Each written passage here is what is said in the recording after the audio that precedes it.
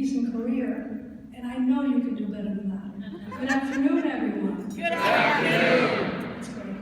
Well, I had the privilege of listening at some of the sessions earlier today, and I'm pumped. I hope you guys are. Are you pumped? Well, I told the organizers that I first started speaking publicly when I was a very young woman at Rollins College, right down the street. It used to be down the street. Now I realize it takes 2 hours to get there.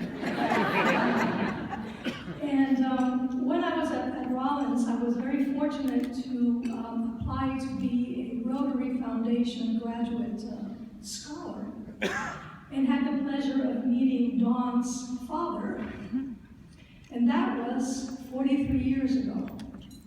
And it was Dawn, who was then 3, who recommended me to speak today. Now, if that doesn't tell you that we all make a difference, even as recent as 43 years ago, what does? So Dawn, thank you. Well, I'm very happy to be here because this is a coming home for me. I already mentioned to you that I went to Rollins. I also was in the 2nd class of tour guides at Disney World. And so if you were wondering where I got that smile, this is a Disney smile. But today I want to talk to you about a couple of things that are a little bit more serious than Disney and the good times that we all colleagues have when we get together. So to be able to do it in this sort of time allotted to a luncheon speaker, I thought I would do a 3x3x3. So 3 themes, 3 stories, and 3 takeaways. I love it. The 3 themes are resiliency, persistence, and living a life with no regrets. The 3 stories, one is a surprise, one is Oprah Winfrey, and the last one is myself. And the takeaways will be put at the end. So first, the 3 stories. All of us know Oprah Winfrey. We know that she had a very difficult childhood, that she grew up in Mississippi, that she was raised by her grandmother, and they lived in a very humble abode with no indoor plumbing, no electricity, no running water. And that yet, growing up, she always had one thing that all of us can have more of, and that is hope. In the kind of work that many of you do day in and day out, as our very capable and fun announcer mentioned, I was the first Chief Diversity Officer in the Air Force Academy. That type of work where you try to get an organization to shift, to change, to embrace change, can be very difficult work. And so if we don't have hope, sometimes it's very difficult to get up in the morning. Some of us pray for our hope, some of us meditate, some of us turn to our loved ones. However we get it, it is the one thing in life that I don't think we can ever have too much of, hope.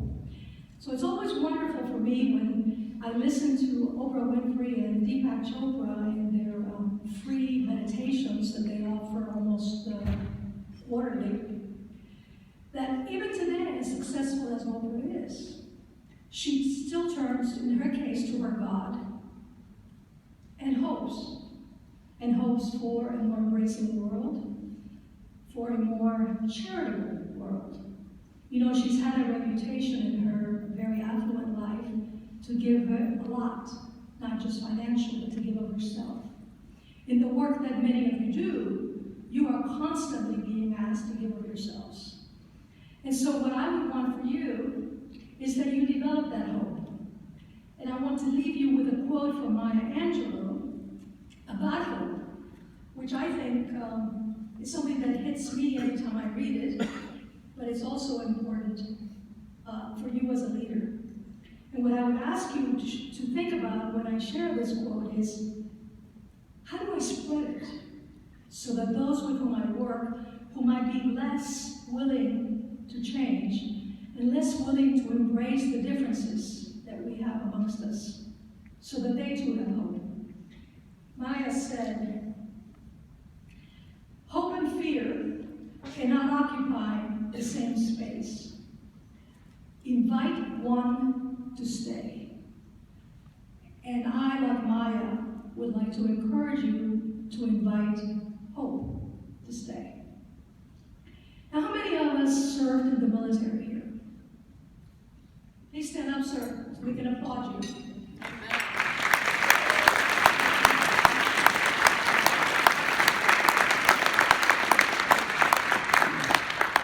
With these gentlemen in the audience, I am humbled to speak about the second theme, which is resiliency. Because resiliency really became one of the themes that I most embraced when I was privileged to serve at the Air Force Academy. When you look at those very young people, I call them kids because when you're as young as I am, they remind you of being kids. But these are young men and women who at age 17 or 18 take an oath to defend all of the freedoms that we enjoy every day.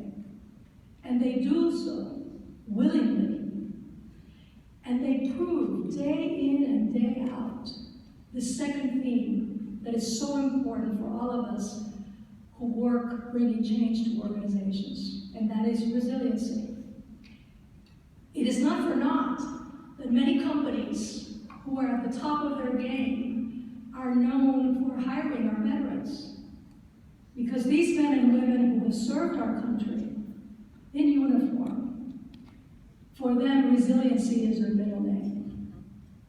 So that second theme that I am so, grateful to have experienced at the Air Force Academy is one that I think is very valuable for those of us in the diversity and inclusion space. Things will not always go in the direction that any of us might want. Implementing change is not for the faint of heart. And yet, without resiliency, it is difficult to get up in the morning and keep on trying. Particularly if you're a person of color, or a woman, or happen to have a sexual orientation different than the majority of the folks with whom you work. It can be hard work to get up every day and come to the office. And you can imagine how much more difficult it is if you're doing it in uniform, because it is not necessarily an embracing, accepting space. So the second theme that I bring to you is resiliency. And I want to share a story. This is the one that I did not identify with you. And I'm going to give you certain facts about this person. And at the end, I'm going to see if any of you know about whom I speak. At 5, his father died. By 16, he had quit school. By 17, he had lost 4 jobs. At 18, he got married. A year later, he had a daughter. Soon thereafter, at 20, his wife and daughter left him. At 26, he was fired from a sales job. He failed to kidnap his daughter, who wanted to be a family. Eventually, because he did not give up, his wife and his daughter returned. At 65, he retired with $105 in his pockets. He had become suicidal. He took 87 of those $105 and realized that there was one thing that he could do and do it well, and that was cook. About whom am I speaking? Col Sanders. Col Sanders. He bought chicken with that $87 and he went door to door and sold it to his neighbors. At age 88, Kentucky Fried Chicken was a multi-billion-dollar company. So that, my friends, is a story of resiliency and a story of persistence. I will now turn to the last story, which is my story. They told me to bring PowerPoints. You believe that? No, I can remember my story. I came from Cuba in 1962 with my mother, who had never worked, did not have a high school education. My father was not able to leave Cuba at that time, and so my mom proceeded to work a number of different jobs, starting at many clothing factories to raise me. I was a latchkey kid before that expression had ever been invented. But I was raised by a village. Across the street lived Lucy. Lucy practiced my spelling words every day, so that between 4th and 6th grade, I became a spelling bee almost champion, as Mary Nell Robinson beat me in the last round of the 6th grade spelling bee.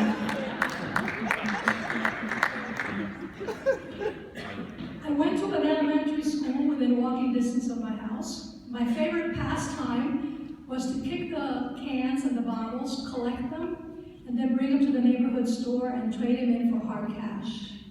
Who said I wasn't a capitalist? I then would take the money and buy presents, for family and whatever. My mother tells a story of one Mother's Day. I guess I must have been about 9 or 10. And I set out collecting my bottles and had enough to buy one of those honeydew cakes. If anybody remembers Marita bread, you and I are a retirement age. But I always was a very nice little girl, so I wanted to make sure my mom would like it. So I proceeded to take a number of bites into that cake before I gave it to her on Mother's Day. I felt at the time that things would get better, because like Oprah, I had hope.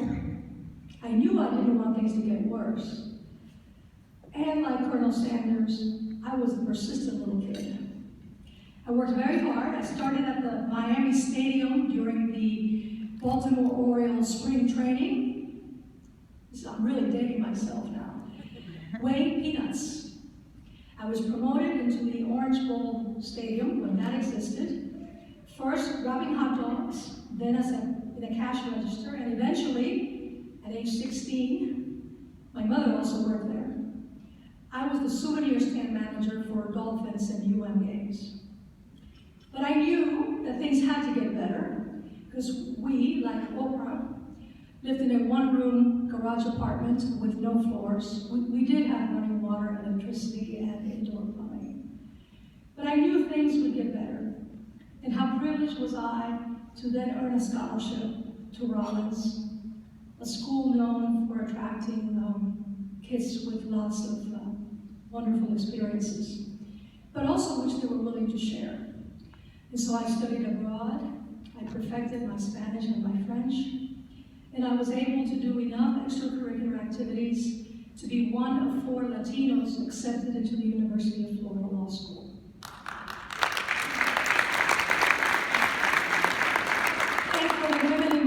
I never had it so good. The ratio of men to women was absolutely terrific.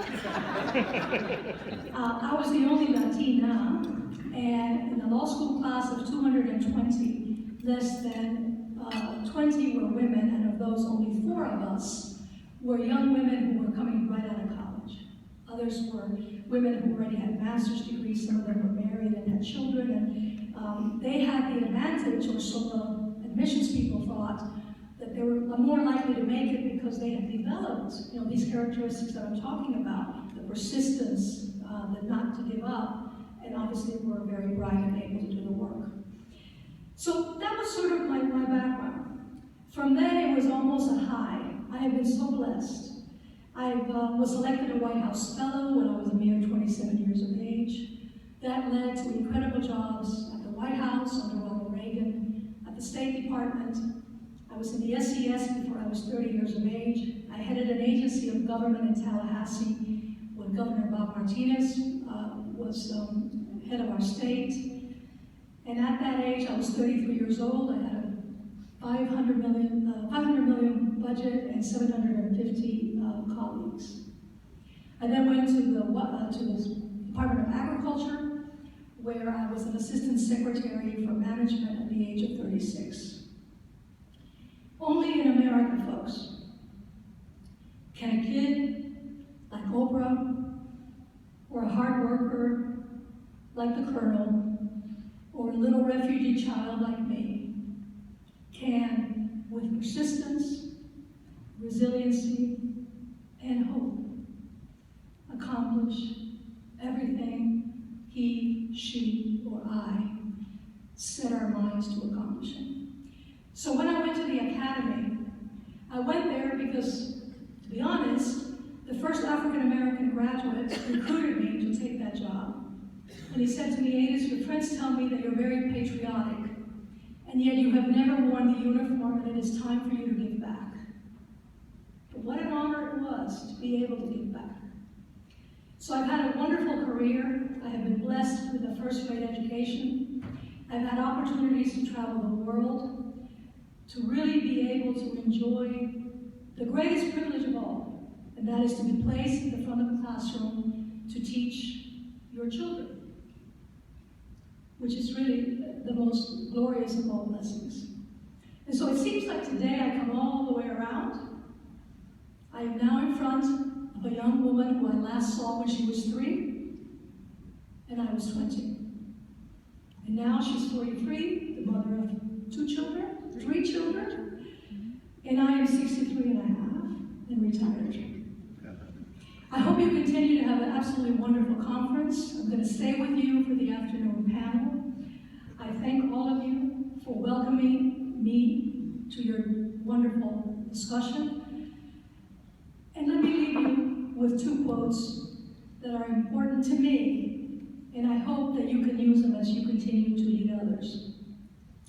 In one of the panels that I attended, a question was raised about the challenges when the administration of the organization or the senior leadership of the organization does not see things eye to eye, and how you might have to step up and take the leadership by the hand and perhaps risk your job, or more importantly, the image or the brand that you have established for yourself. I was a whistleblower because I saw stuff that wasn't right. And very early in my career, I learned, and I hope to share this with you, that in matters of style, I am the first to bend like a willow. But in matters of principle, I urge all to stand like an oak. And so hopefully for that young person that was in the audience asking that question, that will help her.